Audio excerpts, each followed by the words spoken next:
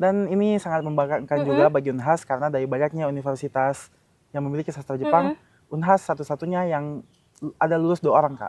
Yang bakal kami dapatkan itu biaya perkuliahan, Kak, seperti visa, tiket pesawat, tuh uang saku. Setiap bulan sejumlah 15 juta. Setelah kamu dari Jepang, apa yang akan kamu lakukan untuk Indonesia?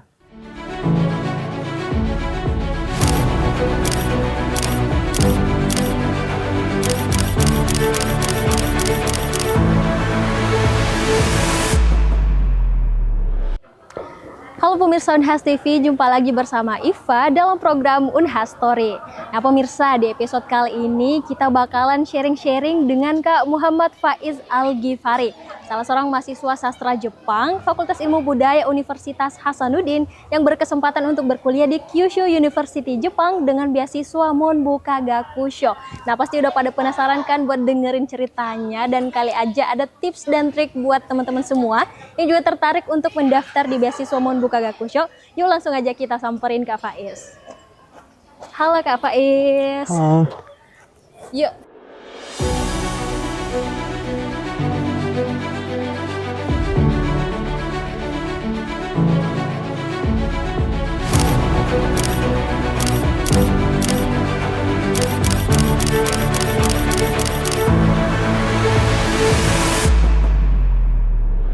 Nah pemirsa, saat ini saya sudah bersama dengan Kak Faiz yang di awal tadi saya sudah jelaskan bahwa Kak Faiz ini merupakan awardee atau penerima beasiswa Monbuka Gakusho Jepang, dan juga tentunya selain aktif sebagai mahasiswa, Kak Faiz ini juga pernah meraih predikat sebagai interpreter terbaik dalam program United Nations Trilingual Program, dan juga aktif di Himpunan Mahasiswa Sastra Jepang Unhas. Dan tentunya sudah tergambar ya gimana sih kemampuan berbahasa Jepangnya dari Kak Faiz ini sendiri. Nah, dengar-dengar juga katanya Kak sering menjadi penerjemah ya, boleh diceritain? Ya betul, jadi Unhas yang sebagaimana kita tahu sudah banyak memiliki kerjasama dengan kampus-kampus luar negeri. Salah satunya Jepang yang termasuk banyak kerjasamanya. Dan setiap tamu-tamu dari Jepang mereka datang ke Unhas, saya diminta untuk menemani mereka dalam mengerjakan penelitian ataupun kerjasama. Oke, jadi gitu ya pemirsa, selain juga tentunya memahami konsep atau materinya, tentunya Kak Faiz ini sudah sering ya berbicara langsung dengan native speaker. Nah selanjutnya nih Kak, berbicara tentang beasiswa Monbuka Gakusho. Nah, alhamdulillah nih Kak Faiz berhasil menjadi penerima atau awardee dan bisa berkesempatan untuk kuliah di Jepang. Nah boleh cerita nggak sih Kak, apakah memang ini merupakan impian terbesar dari Kak Faiz sendiri? Ya, jadi saya sendiri sudah sejak SMA punya cita-cita untuk melanjutkan pendidikan di Jepang. Dan saya sudah mencoba berkali-kali banyak program yang pertukaran pelajar, beasiswa yang bisa ke Jepang, namun semuanya gagal. Ini yang pertama kali. Dan alhamdulillah lulus. Oke, ternyata dari SMA memang sudah mengimpi-impikan untuk berkuliah dan alhamdulillah lulus. Nah gimana sih Kak, ini tentunya saya dengar-dengar nih katanya beasiswa Monbuka Gakusho ini ya pemirsa itu seleksinya cukup ketat karena kotanya juga terbatas, dan tentunya butuh persiapan yang luar biasa untuk bisa lolos atau berhasil di beasiswa ini. Boleh nggak sih Kak diceritakan gimana sih perjuangannya Kak Faiz? Iya, jadi Monbuka Gakusho ini sampai kita dinyatakan betul-betul pergi lulus itu kurang waktu lebih 1 tahun. Jadi saya mulai daftar beasiswa itu pada Desember 2023. Nah di situ saya mulai dari berkas, persiapan berkas itu sampai datang pengumumannya itu menunggu 3 bulan. 3 bulan. Setelah itu saya tes tulis dan menunggu hasilnya 3 bulan lagi. Begitu pula lanjut ke wawancara sampai sekarang baru ada kepastian. Oke, berarti kurang lebih seleksinya ada 3 tahap tadi ya? Iya, betul. Boleh mungkin dijelaskan sedikit-sedikit buat pemirsa di rumah juga tidak penasaran gimana sih, sesulit apa sih gitu tahap-tahap tesnya?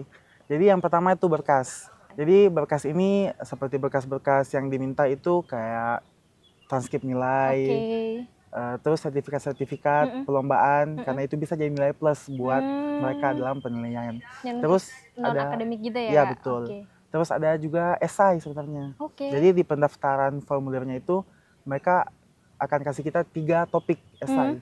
Yang pertama itu apa yang kita pelajari di sastra Jepang, apa yang kamu pelajari di kuliah.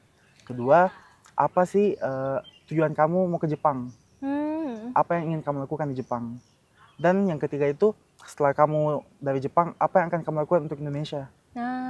mereka menilai dari 3 esai ini. Tersebut, Iya, ya. betul. Dan tentunya perlu digarisbawahi semua berkas-berkas berbahasa Jepang ya? Tentunya. Bahasa Jepang dan bahasa Inggris bebas. Jepang atau Inggris. ya. Oh, salah satunya. Nah, kalau di angkatan ini sendiri atau tahun ini ada berapa sih Kak total pendaftar dan berapa yang diterima gitu? Untuk Indonesia sendiri itu total yang diterima dari seluruh universitas Indonesia ada 9 orang. 9 orang. Iya, betul. Oke, dari seluruh Indonesia. Iya. Dari jumlah pendaftar ada berapa? Untuk pendaftar itu saya kurang tahu, tapi di sini semua itu seluruh universitas yang memiliki sastra Jepang memiliki hak untuk mendaftar. Oke. Jadi total keseluruhannya kurang tahu, tapi Iya. yang diterima hanya 9 orang. Betul. Wow, luar biasa sekali.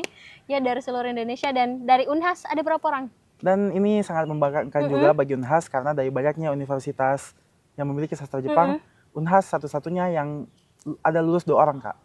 Alhamdulillah. Ya, Jadi betul. 2 orang dari Unhas. Selebihnya itu masing-masing cuma satu-satu Ya, doang gitu ya betul. dari perwakilan tiap-tiap universitas. Ya. Wah, luar biasa sekali. Jadi bisa kebayangkan guys, dari seluruh universitas yang punya jurusan atau prodi sastra Jepang boleh mendaftar gitu ya. Dan tentunya yang diterima hanya 9 orang. 2 orangnya dari Unhas dan salah satunya adalah Kak Faiz. Wah, luar biasa sekali. Nah, mungkin lebih dalam lagi terkait dengan beasiswa itu ya Kak. Kalau dari Kak Faiz sendiri, pribadi Kak Faiz, sulitnya di mana sih sebenarnya untuk meraih beasiswa ini? Oke. Yang pertama mungkin sulitnya di sabar. Oke. Karena kita menunggu 1 tahun tanpa kepastian. Dan juga dengan was-wasan apakah kita lulus atau tidak. Karena mereka itu tidak ada tanggal pasti bilang kami akan informasikan tanggal begini. Jadi berkas ini seperti berkas-berkas yang diminta itu kayak transkrip nilai, terus sertifikat-sertifikat perlombaan, karena itu bisa jadi nilai plus buat mereka dalam penilaian. Terus ada akademik gitu ya? Iya, betul. Terus ada juga esai sebenarnya. Jadi di pendaftaran formulirnya itu mereka akan kasih kita 3 topik esai. Yang pertama itu apa yang kita pelajari di sastra Jepang, apa yang kamu pelajari di kuliah. Kedua, apa sih tujuan kamu mau ke Jepang, apa yang ingin kamu lakukan di Jepang. Dan yang ketiga itu setelah kamu dari Jepang, apa yang akan kamu lakukan untuk Indonesia. Mereka menilai dari 3 esai ini. Ya. Betul. Dan tentunya perlu digarisbawahi semua berkas-berkas berbahasa Jepang ya? Tentunya. Bahasa Jepang dan bahasa Inggris bebas. Jepang atau Inggris. Ya. Oh, salah satunya. Nah, kalau di angkatan ini sendiri atau tahun ini ada berapa sih Kak total pendaftar dan berapa yang diterima gitu? Untuk Indonesia sendiri itu total yang diterima dari seluruh universitas Indonesia ada 9 orang. 9 orang? Iya, betul. Oke, dari seluruh Indonesia? Ya. Dari jumlah pendaftar ada berapa? Untuk pendaftar itu saya kurang tahu, tapi di sini semua itu seluruh universitas yang memiliki sastra Jepang memiliki hak untuk mendaftar. Oke. Jadi total keseluruhannya kurang tahu, tapi yang diterima hanya 9 orang. Betul. Wow, luar biasa sekali. Ya, dari seluruh Indonesia. Dan dari Unhas ada berapa orang? Dan ini sangat membanggakan juga bagi Unhas karena dari banyaknya universitas yang memiliki sastra Jepang, Unhas satu-satunya yang ada lulus 2 orang, Kak. Alhamdulillah. Ya, jadi betul. 2 orang dari Unhas. Selebihnya itu masing-masing cuma satu-satu doang gitu ya dari perwakilan tiap-tiap universitas. Wah, luar biasa sekali. Jadi bisa kebayangkan guys, dari seluruh universitas yang punya jurusan atau prodi sastra Jepang boleh mendaftar gitu ya. Dan tentunya yang diterima hanya 9 orang. 2 orangnya dari Unhas dan salah satunya adalah Kak Faiz. Wah, luar biasa sekali. Nah, mungkin lebih dalam lagi terkait dengan beasiswa itu ya Kak. Kalau dari Kak Faiz sendiri, pribadi Kak Faiz, sulitnya di mana sih sebenarnya untuk meraih beasiswa ini? Oke. Yang pertama mungkin sulitnya di sabar. Karena kita menunggu 1 tahun tanpa kepastian. Dan juga dengan was-wasan apakah kita lulus atau tidak. Karena mereka itu tidak ada tanggal pasti bilang kami akan informasikan tanggal begini, tidak ada. Mereka akan bilang akan kami informasikan kalau sudah ada. Berarti emang harus terus dipantau gitu ya? Harus dipantau, sabar, menunggu. Dan untuk saya sendiri mungkin yang susahnya itu di tes wawancara. Boleh diceritakan ada mungkin hal-hal yang unik, yang menarik saat wawancara itu? Jadi di wawancara ini kita itu diminta untuk langsung ke Jakarta di Kedutaan Besar Jepang di Indonesia. Dan kita diwawancara langsung dengan orang native, orang Jepang. Ada 3 orang wawancaranya. Dan mereka akan menanyakan banyak hal tentang apa yang akan kita lakukan di Jepang. Dan ini juga lumayan tricky karena dalam 3 wawancara ini ada 1 orang yang dia mungkin kayaknya memang ditugaskan untuk membuat bardir atau agak oke. pertanyaannya yang sulit-sulit. Oke. Contohnya Jadi, mungkin bisa contohnya, dicontohin. Jadi si pewawancara ini tanya, kamu ngapain di Jepang? Kamu bisa apa di Jepang? Oke. Saya jelaskan, saya mau begini. Terus saya di bumerang, kenapa harus Jepang? Kenapa bukan negara lain? Kenapa bukan Kayak di Indonesia? menjebak gitu ya Ya, pertanyaannya. menjebak, betul. Jadi itu tekanannya sangat terasa. Belum lagi kita harus menjawab dengan bahasa Jepang. Nah itu poinnya. Itu juga poinnya. harus Jepang. Jadi otak ini berputar lebih cepat daripada biasanya. Selain itu di tes wawancara apalagi yang mungkin kayak kaget gitu Kak Faiz, agak shock dengan pertanyaan yang dilontarkan gitu para pengujinya? Apa ya, mungkin selama berjalannya wawancara ini, sama wawancara itu lebih fokus ke sayanya. Bisa sebermanfaat apa saya setelah dari Jepang ke Indonesia. Jadi gitu. betul-betul personalnya tuh digali segitunya ya Kak betul. ya. Tujuannya apa, pengen ngapain dan lain sebagainya. Nah itu menjadi bocoran-bocoran dikit lah buat pemirsa Unhas TV ya, yang juga mungkin tertarik, kayaknya seru nih daftar di beasiswa Monbuka Gakusho. Silakan. Nah selanjutnya nih Kak, setelah mungkin ini kan termasuk sebuah impian yang besar gitu, yang tinggi. Nah gimana sih support dari lingkungan? Kan biasanya dengan impian yang cukup tinggi itu ada lingkungan yang mendukung, ada juga yang justru malah membuat mentalnya ciut dan lain sebagainya. Gimana sih lingkungan Kak Faiz sendiri? Ya, untuk terutama yang paling penting awalnya dari dukungan orang tua saya dan juga keluarga yang pertama membiayai saya selama ini ke Jakarta dan sebagainya, mendoakan saya untuk bisa lulus di setiap seleksi, dan juga tidak lupa dukungan dari para dosen-dosen di sastra Jepang yang memantau dari awalnya saya ikut beasiswa ini. Setiap ada saya terdapat masalah ataupun kesalahan, mereka akan datang memperbaiki ataupun membantu dalam menyelesaikan. Dan juga teman-teman saya dari himpunan mahasiswa sastra Jepang yang membantu saya dalam ketika saya lagi kurang percaya diri terhadap diri saya, mereka semua datang membantu, memberi semangat, dan saya merasa betul-betul di support oleh siapapun orang yang ada di lingkungan saya selama saya berproses di beasiswa ini. Jadi alhamdulillah semua lingkungannya positif dan mendukung, mensupport full ya untuk Kak Faiz. Nah setelah kemudian diumumkan lulus nih, sebenarnya mungkin boleh juga dijelasin ke pemirsa Unhas TV, apa aja sih yang didapatkan dengan memperoleh beasiswa Monbuka Gakusho ini? Oke, jadi beasiswa Monbuka Gakusho ini itu scholarship yang fully funded atau dibiayai secara penuh. Jadi yang bakal kami dapatkan itu pertama ya sudah jelas biaya perkuliahan selama 1 tahun di sana, dan juga biaya pembuatan berkas-berkas seperti visa dan juga tiket pesawat jelas, dan kami juga akan mendapatkan di sana itu uang saku, uang kehidupan selama setiap bulan sejumlah 15 juta. 15 juta kalau dirupiahkan, kalau di mata uangnya Jepang apa ya? 150.000 yen. 150.000 yen atau 15 juta per bulan? Ya, per bulan. Oke, untuk biaya itu sudah include yang tempat tinggal, makan dan lain sebagainya? Tidak. Atau diasramakan lagi? Diasramakan lagi. Kita ambil dari situ.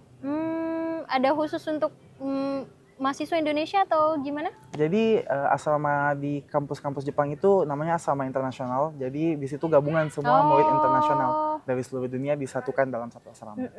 Dan itu mungkin nggak dibayar ya? Memang disediakan buat mahasiswa internasional? Dibayar.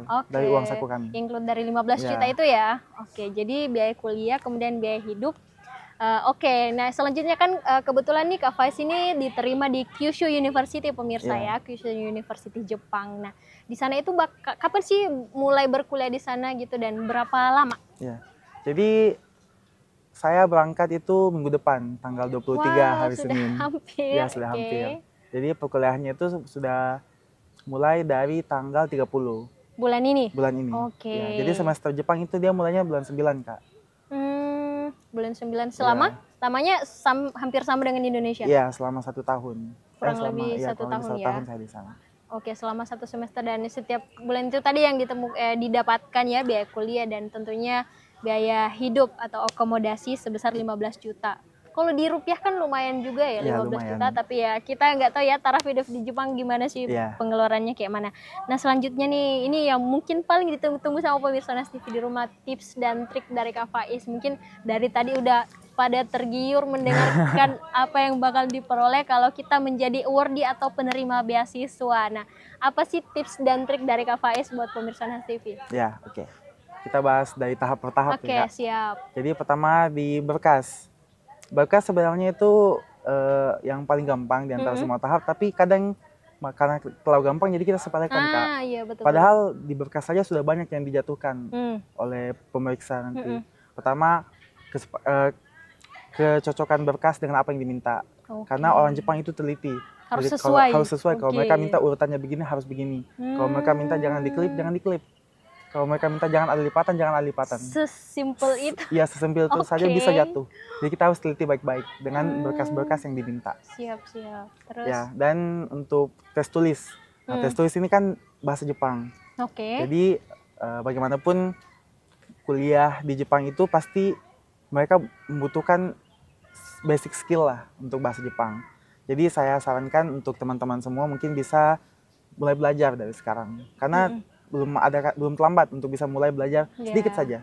Kita perlahan-lahan sampai bisa lulus beasiswa. Oke, selanjutnya untuk wawancara. Untuk wawancara saya tidak bisa kasih banyak tips dan trik. Yang paling penting itu percaya diri saja. Percaya diri saja dan Ya. tentunya kuasain bahasanya ya. Betul. Karena tiga interviewernya nanti bakalan Ya. berbahasa Jepang. Nah itulah tadi ya tips dan trik dari Kak Faiz yang mungkin sederhana, tapi itu tadi ya pemirsa atau mungkin teman-teman yang sudah pernah mencoba itu seringkali terkecoh atau gagal di beberapa tahap tersebut karena hal-hal sederhana yang tadi Kak Faiz tegaskan kalau orang Jepang itu sangat teliti guys. Sesimpel apapun kesalahannya, kekeliruannya itu bisa menjadi penyebab gugurnya teman-teman semua dalam pendaftaran. Nah mungkin terakhir ini secara umum aja sih, mungkin buat teman-teman yang mungkin gak mau ke Jepang tapi mau ke negara-negara luar yang lainnya gitu, punya impian yang sama juga kayak Kak Faiz. Nah mungkin boleh dimotivasi, diberikan inspirasi kepada teman-teman semua. Jadi untuk teman-teman semua di sana mungkin banyak yang mempunyai impian untuk kuliah di luar negeri, bisa merasakan hawa-hawa di luar negeri, Jepang, Amerika, dan banyak negara lainnya. Dan kita tidak bisa pungkiri bahwa untuk berkuliah di luar negeri itu butuh usaha yang sangat yang lebih effort daripada kuliah di negara kita sendiri. Mengapa? Karena dari soal biaya, bahasa, dan juga persiapan lainnya itu sangat banyak.